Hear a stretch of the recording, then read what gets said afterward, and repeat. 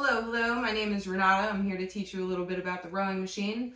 Today we're going to go over how to properly use it and, some tips and tricks on how to maximize your performance using it.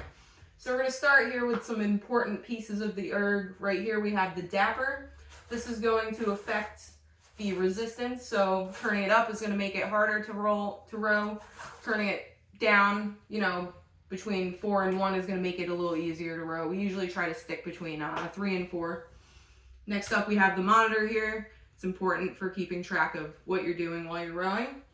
Next up, the handle. This is what you're actively going to be using to take the stroke, right? Foot plates, also very important. These keep your feet strapped down.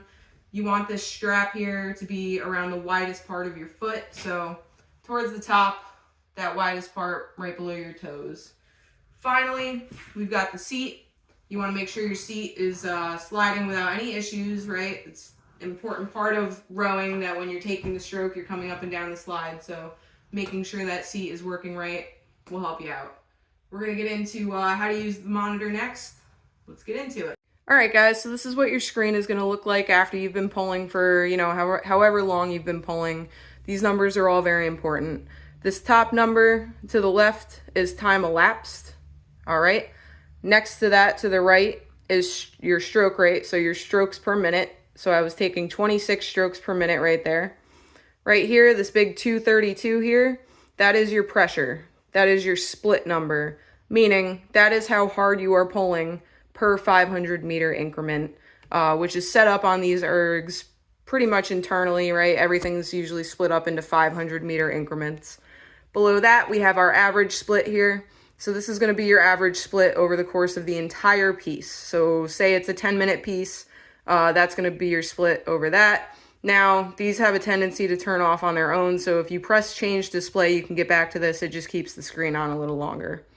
Below that average split, we have meters rowed. I know this is a stationary device, but theoretically, I would have rowed 76 meters over the course of me rowing there. Below that is just a repeat of your average split, over the entire piece. And finally, below that is your projected meters per 30 minutes. So if I continued to row at this pace for 30 minutes, I would have projected to have finished with 5,922 meters. Here we have the home screen. This is generally what's going to pop up after you turn the erg on, which you can accomplish by pressing any of these buttons, right? Or by pulling the handle. Those things will all turn the monitor on. I generally like to stick with just row or select workout. They have a standard list of, 2K, 5K, 10K, 30-minute piece, all that good stuff. You can do new workout, which gives you the option to kind of modify those things a little bit. Pretty cool. You can pretty much set yourself up for anything with this. So we're strapped in, we're ready to get going. Let's go over the 4 parts of the stroke. We're starting out here at the catch. You can see that my back is bent slightly forward, up and straight, right? My arms are extended, and my knees are bent at about a 90-degree angle. My shins should be parallel to the floor.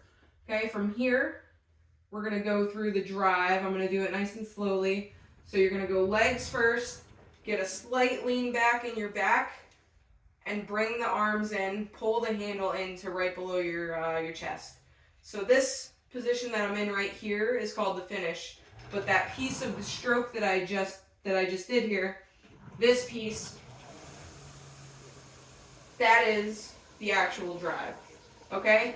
So from the finish here, I'm still in a lean back position. I've got some good layback here. I've got my arms pulled in to right below my chest. I'm going to start opposite. Instead of legs, back, arms, I'm going to do arms, back, legs. So coming up the recovery, I'm going to extend my arms out straight. I'm going to get that slight lean forward from my pelvis. And I'm going to start to wind my knees back up to prepare for another catch. Tips and tricks for rowing to maximize your efficiency here. I have the force curve, aka the efficiency curve, displayed here. This is a very good efficiency curve. You can see how it's almost a perfect arc, meaning that you know, when I pulled, my pressure was good, it was steady, my technique did not affect the pressure of my stroke, and therefore I got that pretty perfect little arc. This arc, on the other hand, looks pretty crappy, right?